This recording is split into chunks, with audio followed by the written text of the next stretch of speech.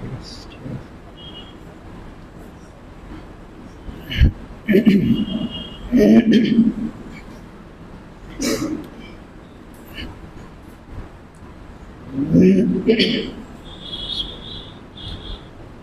الحمد لله نحمده ونستعينه ونستغفره ونعوذ بالله من شرور أنفسنا ومن سيئات أعمالنا ومن يهده الله فلا مضل له ومن يضلل فلا هادي له وأشهد أن لا إله إلا الله وحده لا شريك له وأشهد أن محمدًا عبده ورسوله يا أيها الذين آمنوا اتقوا الله حق تقاته ولا تموتن إلا وأنتم مسلمون أما بعد وقد قال الله تبارك وتعالى في سورة أخرى قل هل ننبئكم بالأخسرين أعمالا الذين ضل سعيهم في الحياة الدنيا وهم يحسبون أنهم يحسنون صنعا وصح عن النبي صلى الله عليه وسلم أنه قال لعنة الله على اليهود والنصارى اتخذوا قبور أنبيائهم مساجد يحضر ما صنعوا رواه البخاري الحمد لله শুরুতে আবারও প্রশংসা জ্ঞাপন করছি সেই আল্লাহ সুবহানাহু ওয়া তাআলার, যার বিশেষ তৌফিকে আমরা তার দিনের পথে চলার সৌভাগ্য লাভ করেছি, তার প্রিয় রাসূল মুহাম্মদ সাল্লাল্লাহু আলাইহি ওয়াসাল্লামের অনুসারী হওয়ার সৌভাগ্য লাভ করেছি। যিনি আমাদেরকে এই মর্যাদা দিয়ে সৌভাগ্যবান করেছেন তার এই প্রশংসা জ্ঞাপনার্থে বলি আলহামদুলিল্লাহ। অতঃপর অসংখ্য সালাত ও সালাম পেশ করছি প্রিয় রাসূল মুহাম্মদ সাল্লাল্লাহু আলাইহি ওয়াসাল্লাম, তার আসহাবে কিরাম, আহলে বাইত, শেষ দিবস পর্যন্ত তার প্রতিটি একনিষ্ঠ অনুসারীদের উপর। সমবেত মুসল্লিবৃন্দ, চলছে হিজরি বর্ষের রবিউল আউয়াল মাস। আমাদের চাঁদ দেখা অনুযায়ী আজকে রবিউল আউয়াল মাসের 9 তারিখ। রবিউল আউয়াল মাস শুরু হতে না হতে এক শ্রেণীর নামধারী মুসলিমদের বিশেষ কার্যক্রমে তাদের গুরুত্ব বেড়ে যায়। তারা মনে করে এটাই তাদের জীবনের সবচেয়ে বড় উৎসব, এটাই তাদের জীবনের সবচেয়ে বড় ঈদ। অথচ 1400 বছর পূর্বে আল্লাহ সুবহানাহু ওয়া তাআলা তার প্রিয় নবী মুহাম্মদ সাল্লাল্লাহু আলাইহি ওয়াসাল্লামের মাধ্যমে ঘোষণা দিয়েছেন। আল্লাহ বলেন, হে নবী বলে দাও, কুল হাল নুনাব্বিউকুম বিল আখসারিনা আমালা আল্লাযীনা দাল্লা সা'য়ুহুম ফিল হায়াতিদ দুনিয়া ওয়া হুম ইয়াহসাবুনা আন্নাহুম ইহসিনুনা সুনআ। হে নবী তাদেরকে বলে দাও, আমি কি তোমাদেরকে সংবাদ দেব না যারা তাদের কাজে সবচেয়ে বেশি ক্ষতিগ্রস্ত হবে।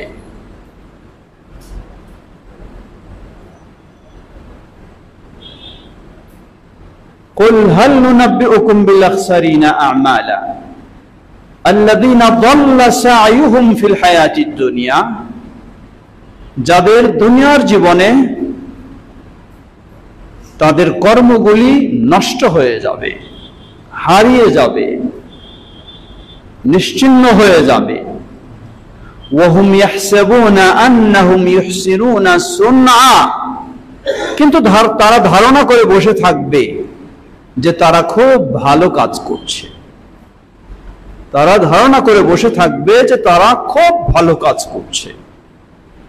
আল্লাহ সুবহানাহু ওয়া তাআলা এমন ব্যক্তিদের তথ্য তার প্রিয় নবী মুহাম্মদ সাল্লাল্লাহু আলাইহি ওয়াসাল্লামের মাধ্যমে 1400 বছর আগেই আমাদেরকে জানিয়ে দিয়েছেন, আমাদেরকে সতর্ক করে দিয়েছেন। বাস্তবেই লক্ষ্য করুন, আজকে একজন মানুষ নিজেকে মুসলিম পরিচয় দিয়ে সকল ঈদের সেরা ঈদ হিসাবে পালন করে,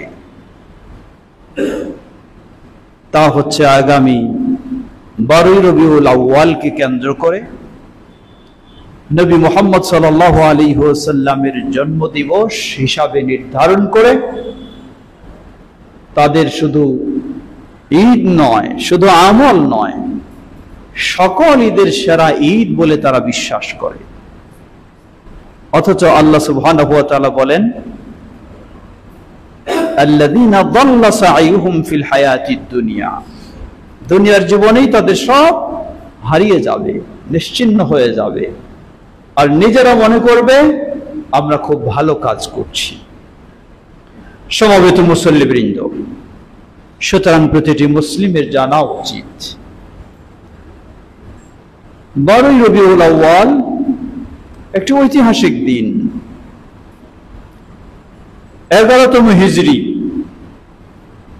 মাস রবিউল আউয়াল, তারিখ 12, দিন সোমবার।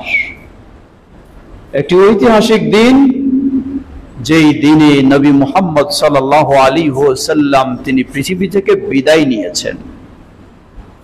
এটি তার মৃত্যু দিবস। এটি নিশ্চিত কোনো জন্মদিবস নয়, এটি হলো নিশ্চিত মুহাম্মদ সাল্লাল্লাহু আলাইহি ওয়াসাল্লামের মৃত্যু দিবস। লক্ষ্য করুন, এই 11 হিজরি রবিউল আউয়াল 12 তারিখ সোমবার সকাল 8 থেকে 9টার দিকে উম্মুল মুমিনিন আয়েশা রাদিয়াল্লাহু আনহা, যিনি তার কোলে নবী সাল্লাল্লাহু আলাইহি ওয়াসাল্লামের মাথা নিয়ে বসেছিলেন, নবী সাল্লাল্লাহু আলাইহি ওয়াসাল্লামের জীবনের সবচেয়ে কঠিন দিন, সবচেয়ে কঠিন বেদনাদায়ক দিন, উম্মার জন্য সবচেয়ে কঠিন বেদনাদায়ক দিন। সহিহুল বুখারীর হাদিস 435 নম্বর হাদিস। এছাড়াও ইমাম আল বুখারী রাহিমাহুল্লাহ আরো একাধিক জায়গায় এই হাদিসটি নিয়ে এসেছেন। সহিহ মুসলিমেও এসেছে, ইন্না আয়েশাতা ওয়া ইবনে আব্বাস রাদিয়াল্লাহু তাআলা আনহুম ক্বালা, উম্মুল মুমিনিন আয়েশা রাদিয়াল্লাহু আনহা, আব্দুল্লাহ ইবনে আব্বাস রাদিয়াল্লাহু আনহুম, তারা দুজনে বলছেন, লাম্মা নাযালা বিরাসূলিল্লাহি সাল্লাল্লাহু আলাইহি ওয়াসাল্লাম তাফিকা ইয়াতরাহু খামিসাতান লাহু আলা ওয়াজহিহি, রাসূল সাল্লাল্লাহু আলাইহি ওয়াসাল্লাম যখন নিজে খুব কঠিন অবস্থা, শেষ অবস্থা, নাজুক অবস্থা মনে করলেন, কাছেই তার চাদর রয়েছে, চাদরটি চেহারার উপর ফেলে দিচ্ছেন। ফালাম্মা ইগতাম্মা বিহা কাশাফাহা আন ওয়াজহিহি, শ্বাস যখন বন্ধ হয়ে আসছে, নবী সাল্লাল্লাহু আলাইহি ওয়াসাল্লাম আবার চাদরটাকে সরিয়ে ফেলছেন। ক্বালা ওয়া কাযালিক ওয়া হুয়া কাযালিক, তিনি ওই কঠিন অবস্থায় বললেন, লানাতুল্লাহি আলাল ইয়াহুদি ওয়ান নাসারা ইত্তাখাযু কুবুর আনবিয়াইহিম মাসাজিদ ইউহাদ্দিরু মা সানাউ। আল্লাহ সুবহানাহু ওয়া তাআলা ওই ইহুদ এবং খ্রিস্টানদেরকে, তাদের প্রতি আল্লাহর লানত, তাদের প্রতি আল্লাহর শাস্তি, আল্লাহর অভিশাপ। কেন? ইত্তাখাযু কুবুর আনবিয়াইহিম মাসাজিদ, সেই ইহুদ এবং খ্রিস্টানেরা তারা তাদের নবীদের কবরগুলিকে সেজদার স্থান বানিয়ে নিয়েছে। আল্লাহু আকবার। দিনটি কবে? দিনটি হলো 12ই রবিউল আউয়াল। নবী মুহাম্মদ সাল্লাল্লাহু আলাইহি ওয়াসাল্লাম তার জীবদ্দশায় অগণিত অসংখ্যবার এই বিষয়ে সতর্ক করেছেন। জীবনের শেষ মুহূর্তে পৃথিবী থেকে বিদায় নিয়ে যাচ্ছেন, সেই মুহূর্তেও সতর্ক করলেন, যারা আজকে তাদের নবীদের কবরকে শিরকের কেন্দ্র হিসাবে বানিয়ে নিয়েছে। সমবেত মুসল্লিবৃন্দ, প্রিয় মুসলিম ভাই ও বোনেরা, একটু ভেবে দেখবেন, নবী মুহাম্মদ সাল্লাল্লাহু আলাইহি ওয়াসাল্লাম জীবনের শেষ দিন, শেষ মুহূর্তে যখন তিনি বিদায় নেওয়ার জন্য ছটফট করছেন, সেই মুহূর্তেও তিনি সতর্ক করলেন, যারা কবর মাজার কেন্দ্রিক এই শিরকি কর্মকাণ্ডে জড়িয়ে রয়েছে তাদের প্রতি আল্লাহর লানত বর্ষণ করলেন। অন্য বর্ণনায় এসেছে, কাতালাল্লাহু আল ইয়াহুদা ওয়ান নাসারা, আল্লাহ সেই ইহুদ এবং নাসারাদেরকে ধ্বংস করে দিন। কারণ কি? তারা তাদের নবীদের কবরকে সেজদার স্থান বানায় নিয়েছে। যদি ইহুদ এবং খ্রিস্টানদের এই অপরাধের কারণে নবী মুহাম্মদ সাল্লাল্লাহু আলাইহি ওয়াসাল্লাম জীবনের শেষ দিন, শেষ মুহূর্তে, কঠিন অবস্থাতেও আল্লাহর কাছে এই বদদোয়া করেন, তাহলে এই বদদোয়া কি তাদের জন্য নয়, যারা তাদের তথাকথিত ওলিয়া উলিয়াদের কবরগুলিকেও সেজদার স্থান বানায় নিয়েছে? অবশ্যই তাদের জন্য এ বদদোয়া, তাদের জন্য এ লানত, তাদের জন্য এ অভিশাপ। কিন্তু বিষয়টা আজকে উল্টা হয়ে গেছে। সেই কবর পূজারী, সেই মাজার পূজারী, সেই মুশরিকের দল, যাদেরকে মুসলিম বলার কোনো সুযোগ থাকে না, যারা ইসলামে কোনোভাবে টিকে থাকতে পারে না, তাদের এই প্রকাশ্য স্পষ্ট শিরকে লিপ্ত হওয়ার কারণে, শিরকের আয়োজনের কারণে, শিরকের প্রতি মানুষকে আহ্বানের কারণে, শিরকের প্রতি মানুষকে জড়িয়ে দেওয়ার কারণে যারা কোনোদিন মুসলিম থাকতে পারে না, তারাই আবার এই দিনটিতে সেরা ঈদ হিসাবে পালন করে। লা হাওলা ওয়ালা কুওয়াতা ইল্লা বিল্লাহ। আল্লাহ সুবহানাহু ওয়া তাআলা তাদের এই নাটকীয় কাজগুলিকে 1400 বছর পূর্বে কোরআনুল কারীমে স্পষ্টভাবে তুলে ধরলেন এবং ঘোষণা দিলেন, দাল্লা সাইহুম ফিল হায়াতিদ দুনিয়া। ওই বিভ্রান্তদের, মুশরিকদের, তাদের এই মাজার পূজারী, কবর পূজারী কর্মকাণ্ডকারীদের তাদের জীবনের সব আমল বরবাদ হয়ে গেছে, যদিও তারা নিজেদের কাজগুলিকে কতই না সুন্দর বলে দাবি করছে। আজকে সুন্দর বলে দাবি করছে, এজন্যই মাজারের বিরুদ্ধে যখন কথা এসেছে, সেই মাজার পূজারীরা রাজপথে নেমেছে তাদের মাজারকে সংরক্ষণ করার জন্য, তাদের কাজগুলিকে সুপ্রতিষ্ঠিত করার জন্য। লা হাওলা ওয়ালা কুওয়াতা ইল্লা বিল্লাহ। যদি আপনি মুসলিম হন, আপনার জন্য একান্ত কর্তব্য তথাকথিত এই মাজার ও কবর পূজারীর বিরুদ্ধে আপনাকে সোচ্চার হতেই হবে। এটি ঈমানের দাবি, এটি তাওহীদের দাবি, এটি ইসলামের দাবি। এটি আপনি নবী মুহাম্মদ সাল্লাল্লাহু আলাইহি ওয়াসাল্লামের অনুসারী হিসাবে দাবি করলে আপনার দায়িত্ব, কর্তব্য এটি। সমবেত মুসল্লিবৃন্দ, সুতরাং তাহলে কি বলবো যে মাজার যে ভাঙার স্লোগান শুরু হয়েছে, সংস্কার শুরু হয়েছে, আমিও কি সেই মাজার ভাঙার স্লোগানে, সংস্কারে আমিও কি নামবো? জবাব মনে রাখবেন, আল্লাহ রাসূল সাল্লাল্লাহু আলাইহি ওয়াসাল্লাম বলেন, মান রাআ মিনকুম মুনকারান ফালইয়ুগাইয়িরহু বিয়াদিহি ফাইন লাম ইসতাতি' ফাবিলিসানিহি ফাইন লাম ইসতাতি' ফাবিকলবিহি ওয়া যালিকা আযআফুল ঈমান।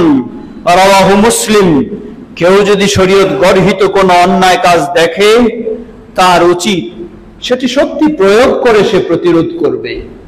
যদি অক্ষম হয় তাহলে কথা দ্বারা প্রতিরোধ করবে, যদি তাও অক্ষম হয় তাহলে সে তার আন্তরিকভাবে ঘৃণার মাধ্যমে প্রতিরোধ করবে, তবে এটি হলো দুর্বল ঈমানের বিষয়।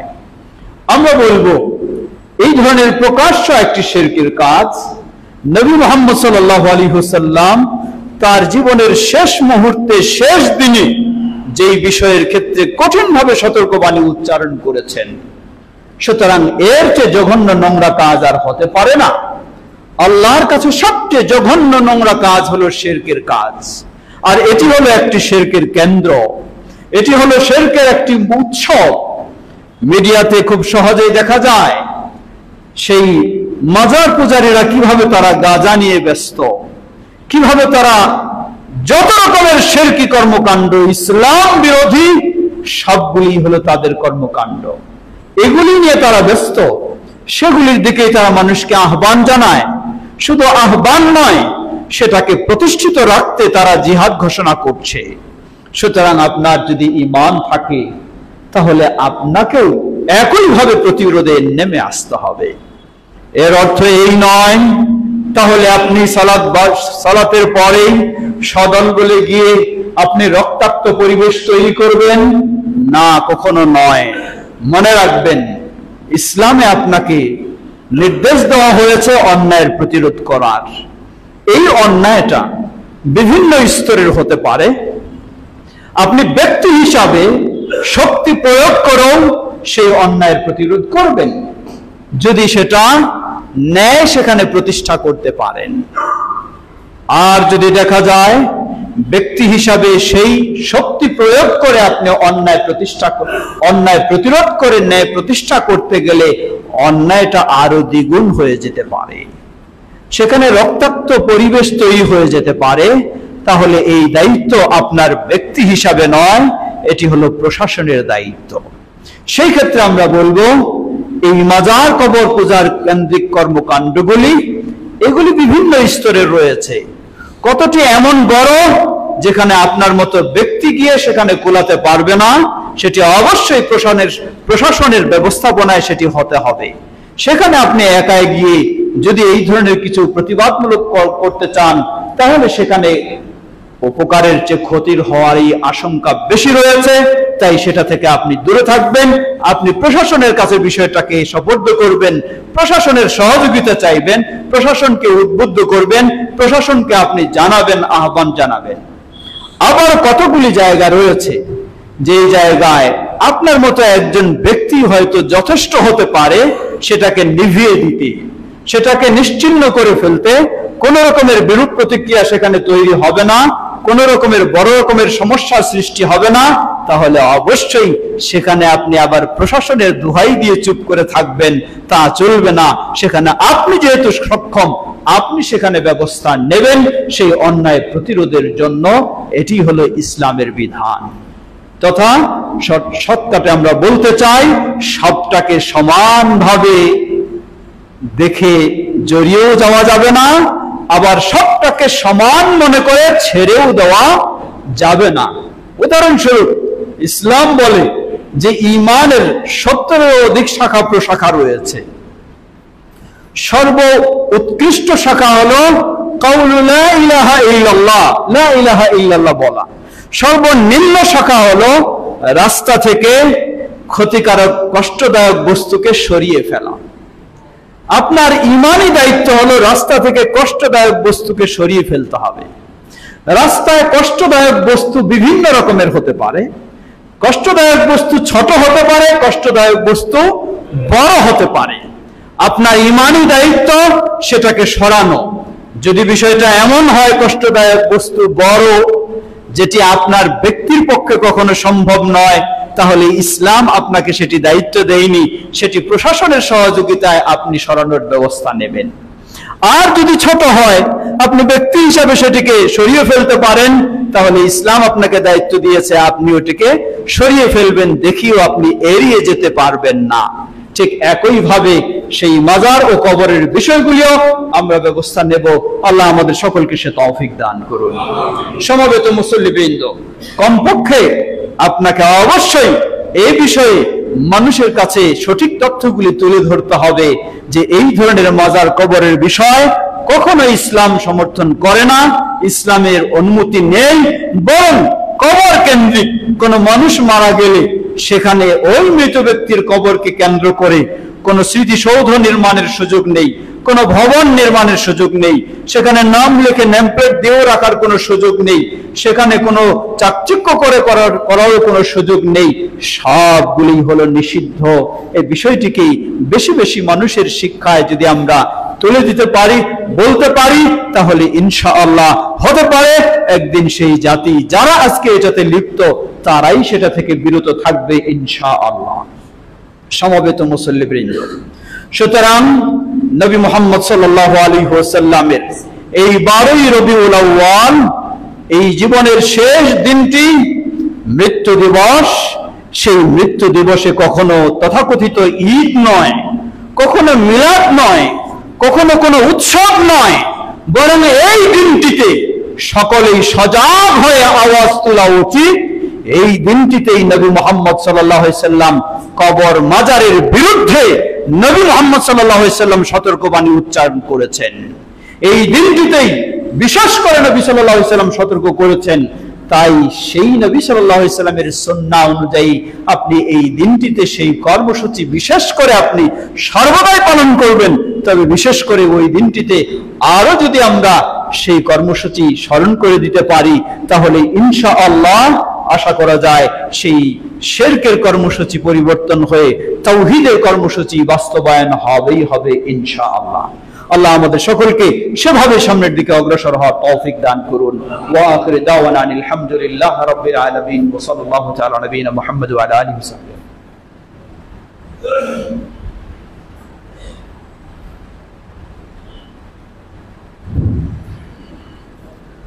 আলহামদুলিল্লাহ আলহামদুলিল্লাহি রাব্বিল আলামিন ওয়াসসালাতু ওয়াসসালামু আলা আবদিল্লাহি ওয়া রাসূলিহি নবিয়িনা মুহাম্মদ ওয়া আলা আলিহি ওয়া সাহবিহি আজমাইন, আম্মা বা'দ। সমবেত মুসল্লিবৃন্দ, এখানেই স্মরণ করে দিতে চাই আহলুল হাদিস। আলহামদুলিল্লাহ, আল্লাহ আপনাকে আহলুল হাদিস হওয়ার সৌভাগ্য দান করেছেন, যার কারণে আপনি এই মাজারের বিরুদ্ধেও সচেতন, কবরের বিরুদ্ধেও সচেতন, শিরকের বিরুদ্ধেও সচেতন, বেদার বিরুদ্ধেও সচেতন এবং তাওহীদের পথে আপনি সুন্নাহর পথে চলতে সচেষ্ট। এর মূল বিষয় হলো আল্লাহ সুবহানাহু ওয়া তাআলা আপনাকে আহলুল হাদিস হওয়ার সৌভাগ্য দান করেছেন। আলহামদুলিল্লাহ। কারণ শুধু বাংলার বুকে নয়, গোটা বিশ্বের বুকে আপনি খুঁজে দেখুন, কোন আহলুল হাদিসকে কবর পূজারি পাবেন না, কোন আহলুল হাদিসকে মাজার পূজারি পাবেন না, যতক্ষণ তার বিবেক রয়েছে এবং সে জানে যে আমি আহলুল হাদিস, তার ভিতরে এই আকীদা প্রতিষ্ঠিত হয়েছে যে আহলুল হাদিস কখনো মাজার পূজা, কবর পূজায় জড়িত হতে পারে না। সুতরাং এটি আহলুল হাদিসদের জন্য একটি বড় সৌভাগ্যের বিষয়। আমরা যেন শুধু এই ক্ষেত্রে নয়, সকল ক্ষেত্রে খাঁটি নির্ভেজাল আহলুল হাদিস হয়ে জান্নাতের পথকে আমরা নিশ্চিত করে নিতে পারি। আল্লাহ আমাদের সকলকে সে তৌফিক দান করুন। সমবেত মুসল্লিবৃন্দ, চলছে সংস্কারের পর্ব।